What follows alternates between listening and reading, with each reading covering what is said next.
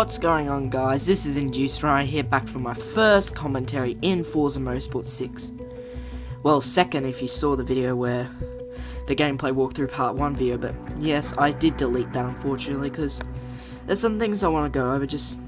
I was planning on making a series of the gameplay walkthrough, but then I just decided not to a day later because A, the video wasn't getting as much views as I thought, and B, I also realised that it would be a lot of work and a lot more videos to upload, which would get in the way in my life and all the other videos I'm planning to upload in Forza 6, like all those showcase events, drift builds, and other sorts of videos like this one. So that's why with this one, I'm just going to start making these sort of videos, like maybe like only one Forza Motorsport 6 commentary a week, maybe two, I don't know, but to start off now, we're going to just do this. So, as you can see here, we've got the Corvette, the Fast and Furious Corvette, and what we're going to do in this video is we're going to take a look at all the Fast and Furious cars, like review them, give them a little look in Forza Vista, and give them a little drive around about 1 to 2 minutes, because I don't want to keep it too long, because there are like 10 cars in the pack. And yeah, there are 10 cars, and because there are that many, I'm going to cut the video into 2 parts. So the first part, we're going to take a look at the first 5, then the second part, the next 5. So what we're just basically going to do, we're going to take a look at all of them, Forza Vista, and take them for a quick test drive. And it starts with this, the 1963 Chevrolet Corvette Grand Sport C2. This is just a really tough looking car, really good looking. I just love this thing. All over, it looks good, especially it's a convertible. So we got a speed, 6.3, so quite a good speed there. Well, that is natural because this is a Fast and Furious car. Not so good with the handling though, 4.8, so yeah, that is quite obvious. So the Fast and Furious cars are really fast and powerful, but there is a catch to them there. Don't really handle very well, but they also have really good acceleration, 8.4. That's just a whopping good amount of acceleration. And the braking's not that good either. So anyway, we've got 502 horsepower, so that is a lot for a Corvette, an old Corvette, when that's more than you get on the new Corvette Stingray, and this is only the C2. Got 560 pound-foot of torque, so about 60 more torque than power, but they're both over the 500 mark. You got 3,400 pounds. I know it doesn't actually say that, but I'm just rounding it up, sort of. So that is quite heavy, pretty heavy for a Corvette like this. And the original one is like 1,000 pounds lighter, maybe more. And it got 46% of the weight on the front. So yeah, looking at this car just looks so good. Like all the designs, features, everything on this car, or nearly everything, make it really tough. Really tough. The headlights, just the bumper down there, the intakers on the side. It's a really sharp looking car. It's a car that looks like it'd be ready to endure and take on anything. Just looks like it's ready for anything. That's what it looks like. That's how tough it looks. It's a really tough looking car and a really nice looking car. So yeah, just the bumper down there, maybe. Okay, so let's turn on the headlights. Oh wait, yeah, let's just talk about the bumper. So not sure about that. Just usually on bumpers they'd be adjustable, like smaller and black, wouldn't usually really be the same color. So we got pretty bright headlights, but the bumper wouldn't really be the same color. So we got those nice sort of intakes there, all on the front, the sort of air intakers. I really like them. Door handle looks nice, like the intakers on the side, which you would really find on an old German car, and this is American. Those intakes on the side, and the rims do look. And yeah, the windscreen, I like how it goes halfway to the window. But what I do find weird is how that part of the car, the back part, is higher than the windscreen. At first, when I saw this car, I thought it was back to front. I thought that side, apart from that side having the no windscreen and that head thing at the back, at first you'd think that'd be the way around. So look in the back, so yeah, I've got those 2 tail lights there, 2 lights there, like you'd find on a Skyline with the 2 lights, except these are much smaller. But yeah, they look nice. So jumping into the car, so got a very simple interior. Like the interior of the original C2 looks even better. So all you get is just Well, you do have a nice looking gear stick, I guess, but that's all you get. Gear stick, a couple of buttons on the side, just the start button, switch, steering wheel, handlebar, dials, and that's about it. The rest of the interior very simple. So let's listen to it.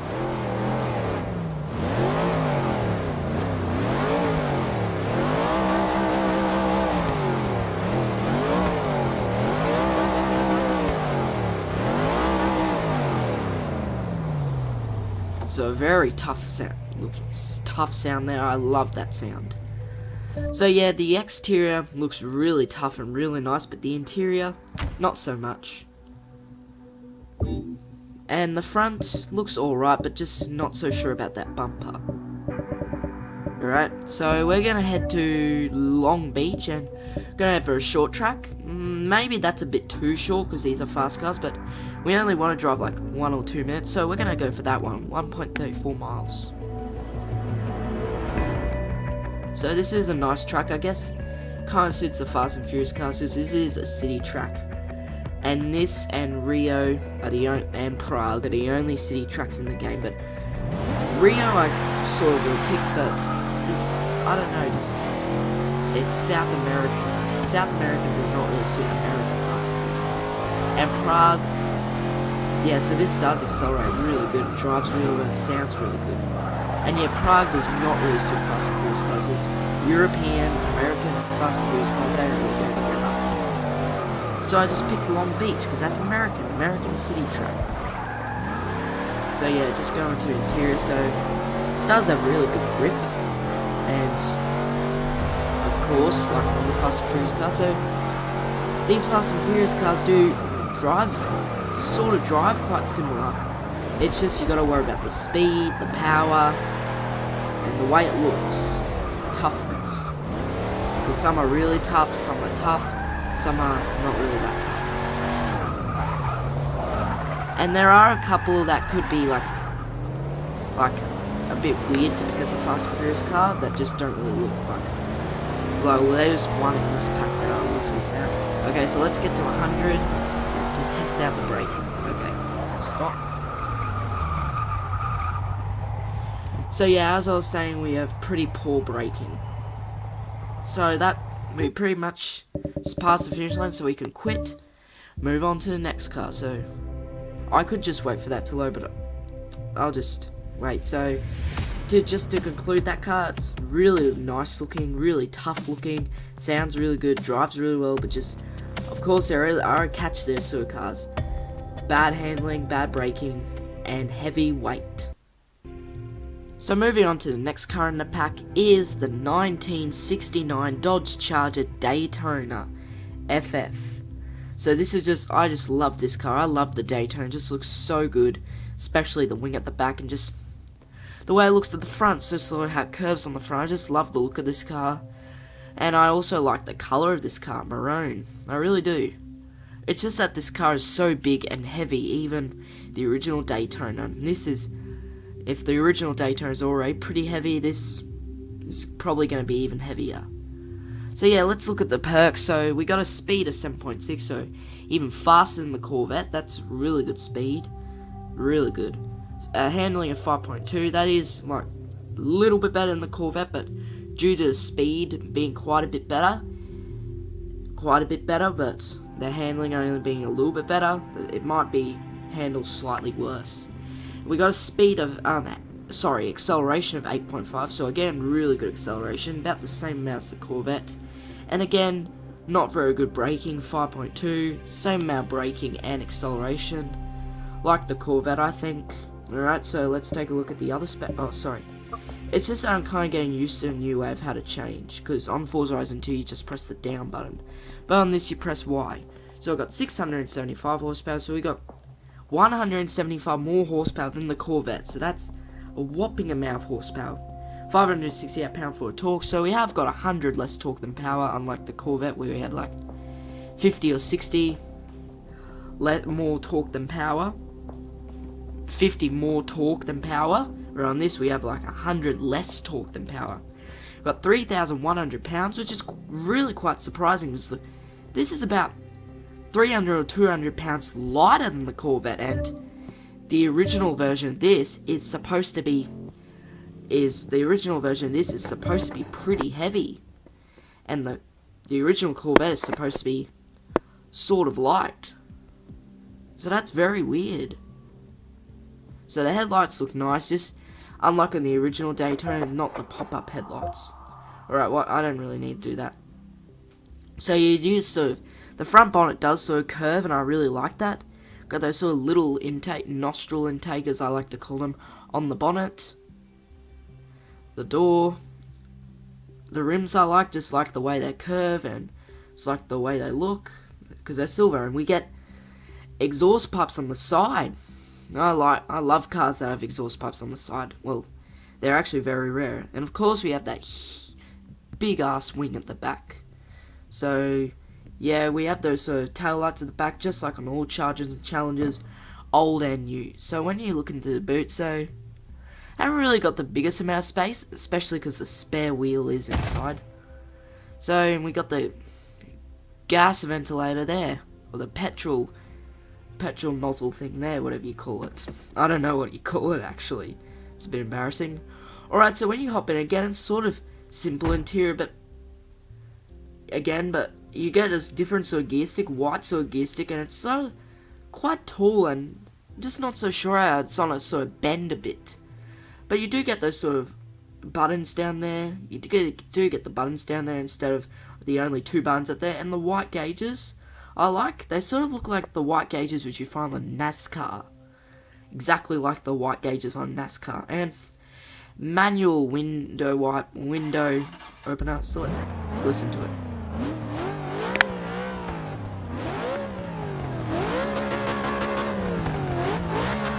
Sounds so good.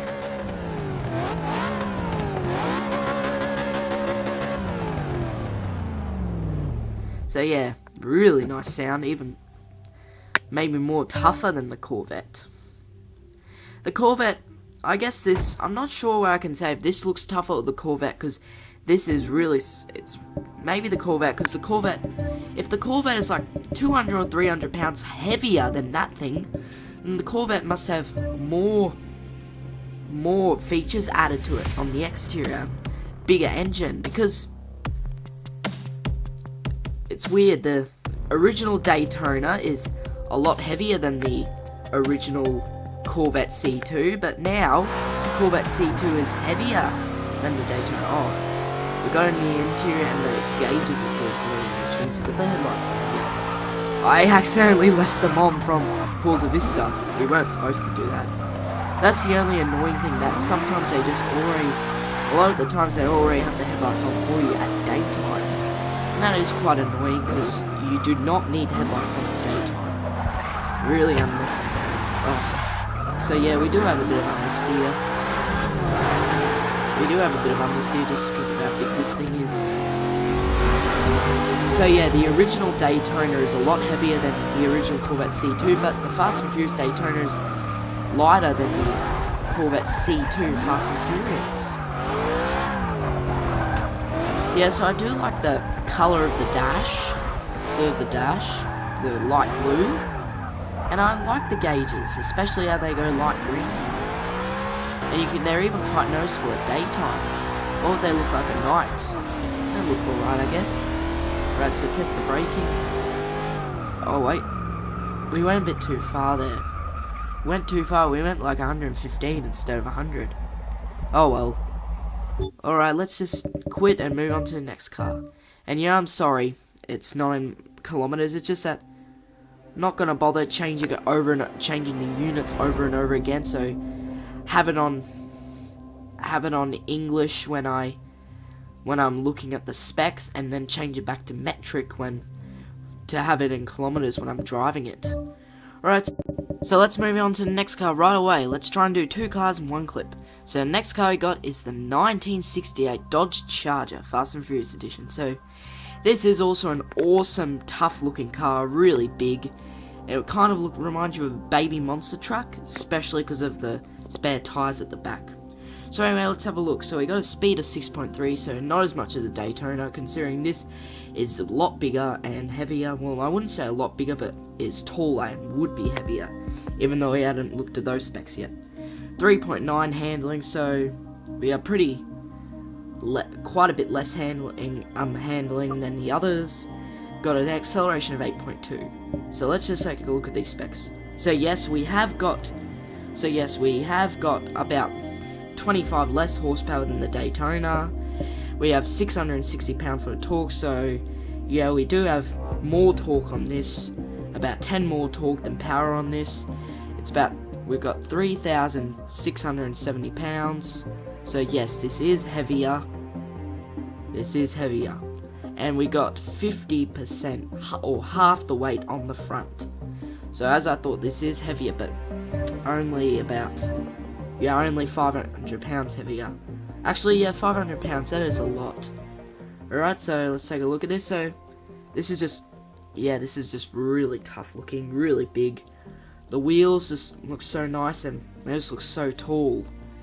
It's just that I'm not sure about the way the radio grille looks. It's so flat. It's just unlike the Daytona where it sort of curves. The bonnet sort of curves into headlights and just, that's it. This just goes straight down flat and there are no headlights. So, I don't know what happened. The recording just sort of cut out there. But anyway, let's keep going. So, you got just sort of notch intake on the bonnet. This looks tough.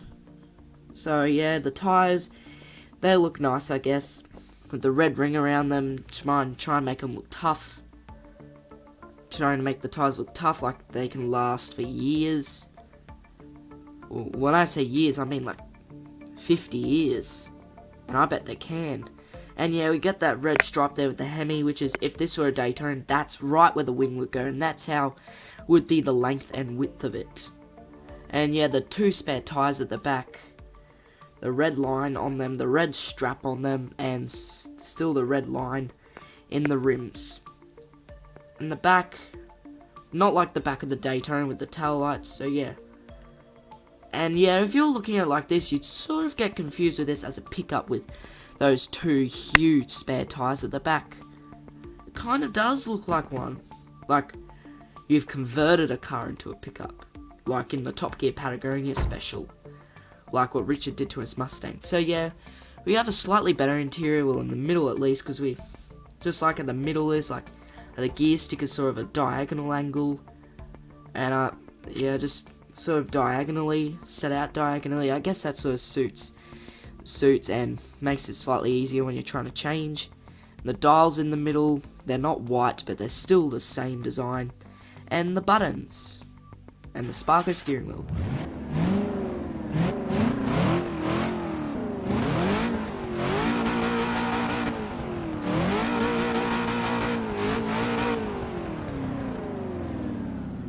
Okay, so again, sounds quite tough. Like all Fast and Furious cars, maybe slightly less tougher to me than the Daytona, or I'm not sure, but this is less powerful. Less powerful only by 25 horsepower, and has more torque. So it's kind of a hard decision. I think they both sound good. Alright, so let's go to Long Beach. Oh, what? I picked the wrong track. Oh, silly me. I picked the wrong track. Picked the tiny little one instead. Oh well, we'll just do 2 laps. Okay, yeah, we'll do 2 laps. Make it a minute. That'll do. Oh my god, that's smaller than I thought. That's tiny. So tiny. So, you know, when you're looking at the back, so it sort of goes flat down at the back. Flat down at the back. Well, I guess that's normal in Chargers. Yeah, instead of that humongous wing, you just have those. Instead of that big ass wing, you have the back. You have these big ass spare tires. So yeah, this track is smaller than I thought. So yeah, again, you do have understeer. Alright, so yeah, the cockpit view.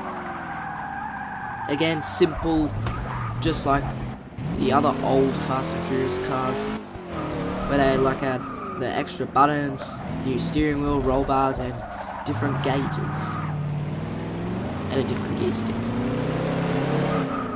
with a different transmission, a different engine. different everything, even different design. Still based off the same car. Alright, so we can't get to 100, so we'll just do the braking. Alright. Oh, damn. Sorry, guys, we couldn't do it. We can't do the braking. Alright, so let's just get out of it and move on to the next car. No problem. Not a biggie. We can just move on. So hurry up to it for it to load. Oh, I could have just cut it. Could just cut it. Can't now, I don't think. Oh yeah. Okay, so the next car we have is this thing. The 1970 Ford Escort RS1600 Fast and Furious Edition. Yeah, so this actually was the car I was talking about earlier on. How a couple of the Fast and Furious cars just kind of make you think that why they picked that car for it, and this is what makes you think, because this isn't relatively a tough looking car. This is more like a car that would sort of become a rally car. That's sort of like a small baby rally car, considering just the design, the color, and the headlights. So yeah, just make it bigger, put all-wheel drive, and become a rally car. So let's take a look at specs. So we got a speed of 5.6, not a very good speed, not as good compared to the others.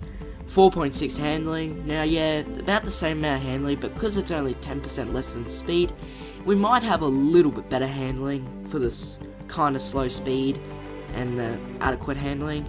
We got acceleration 7.9, so we do still have pretty good acceleration, and still 4.6 braking again.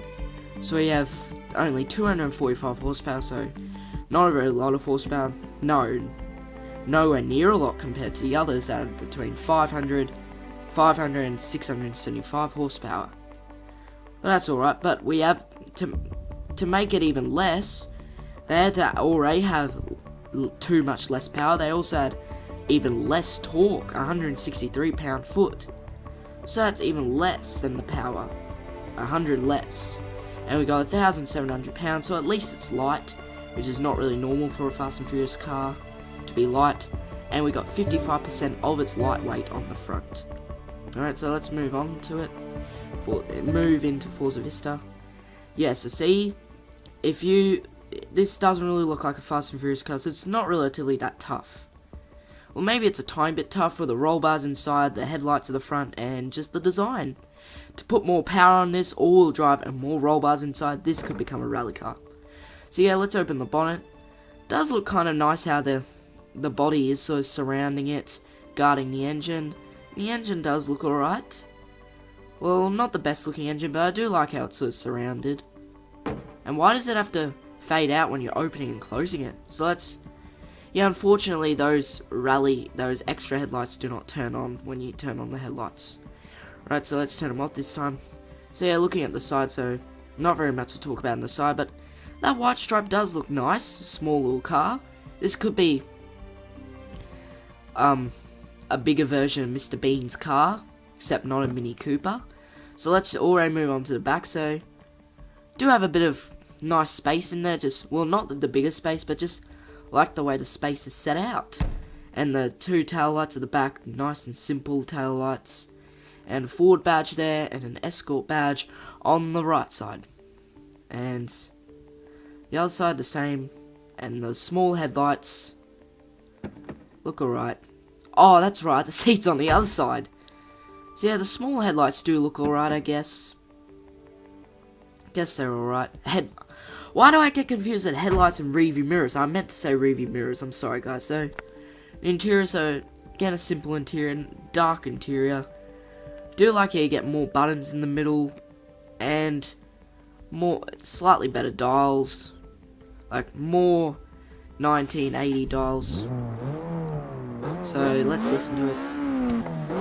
So I guess it does have a good sound for a not really powerful and not really fast car. Yeah, so I will give it that. It does have a pretty good sound. I will give it that. But again, still not powerful enough, not big enough, not heavy enough, not fast enough.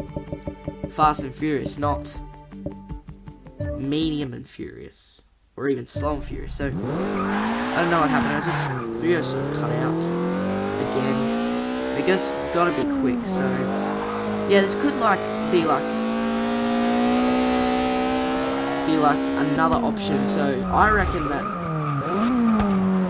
if when they were making Mr. Bean, they chose the little green Mini Cooper to be his car, but if they had seen this car, this Escort, same colour, same design, and same looks, apart from the rally headlights, they'd probably consider of having this car, because that's what I'm trying to say. It's kind of like, it'd be like Mr. Bean's cousin's car.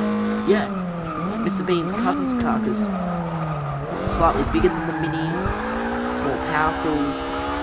Yeah, it's more powerful than the Mini. It's like 150 horsepower than the Mini, and it's bigger and different colour, blue and white, a white stripe instead of just green. Yeah, no, it wouldn't really be Mr. Bean's car, or it wouldn't really be his cousin's car. I don't know how to explain it. Alright, so we did get to 100. That is the important thing. This car can make it to 100. So, yeah, the braking's still not that good.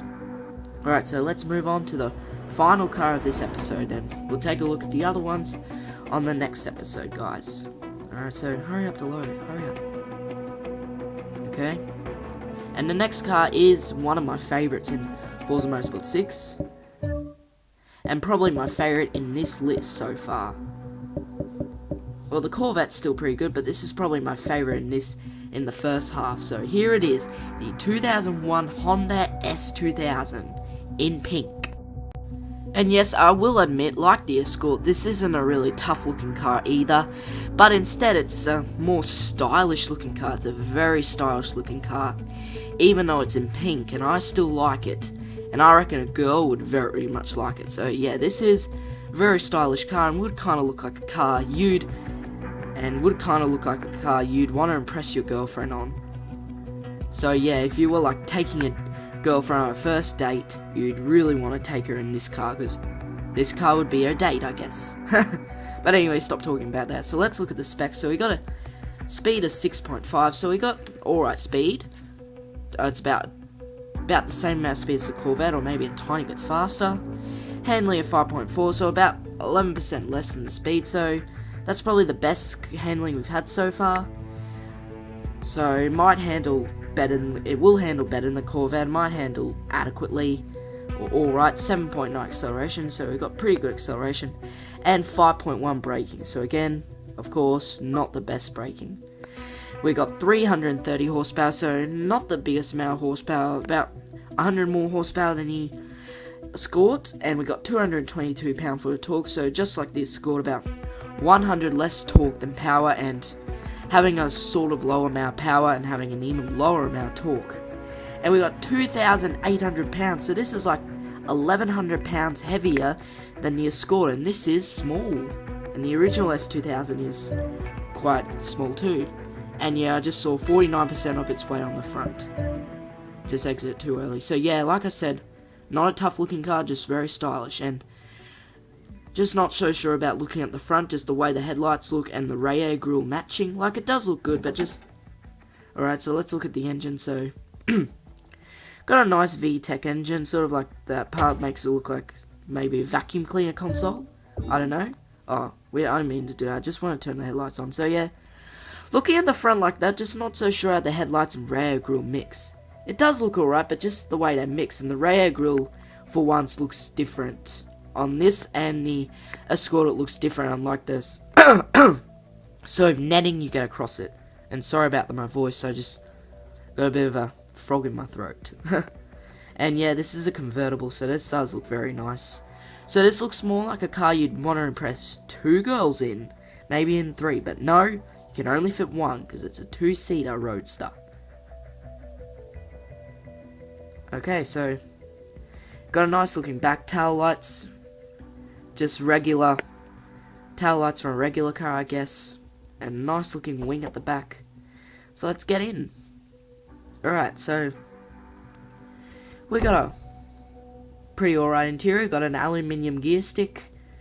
I'm just not so sure about that white gauge. It's right up there, like right up there. And just, you'd be able to see the back of it from looking at the windscreen outside. But I do like those white gauges there. I do like the white gauge. Anyway, let's listen to it.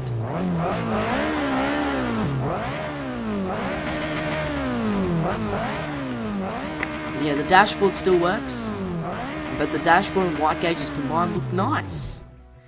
Yeah, I do like the white gauges. It's not so sure about where it is because it's so big and it's right, like you'd be able to see it from the other side, the windscreen outside. And I like it how nice it's a convertible. I prefer this one much more. Well, I wouldn't say much more, but I prefer it than the... I gotta say, I prefer it than the original S2000 more. Slightly more powerful, about 100 horsepower more powerful, slightly faster, and looks better. Even though it's in pink, and pink's more of a girl colour. But a girl would really like this car, I bet. Probably even more than me. And the interior looks nice, and it's a convertible. Yeah, so looking at the front, still not very good look. Not the best looking, I gotta say, but the rest of the car looks alright. We just crashed, hallelujah. It's the first time I've ever said that in a video. Hallelujah. Okay, I'm gonna shut up right now. Okay. So this car just drives really well. So yeah, the white gauge is just... maybe it's a little bit too big. Maybe it's a little bit too big. They could have added a smaller gauge there. I don't know. Or maybe they could have added somewhere else. Yeah, probably got a Fast and Furious one that had 3 gauges in the middle and another gauge. 3 small white gauges in the middle and another larger white gauge somewhere else. They put it there. But I guess it looks good. It makes it look like you just want to... it makes it look like you want to place a white clock over there. A white, old-fashioned alarm clock over there. Alright, so let's get to 100. Test the brake. Alright. So, alright. And that pretty much wraps the video because we've tested half the cars in the pack and all the cars for this episode at least. So yeah, thank you guys for watching. If you enjoyed this video, please leave a like, maybe even subscribe, and show some feedback in the comments. And yes, don't forget to stay tuned for the second part, because if you've seen this, you might as well want to see the second part, with the other Fast and Furious cars, including the Skyline and the Supra. So thank you guys for watching, and I'll see you in the next video. Bye bye.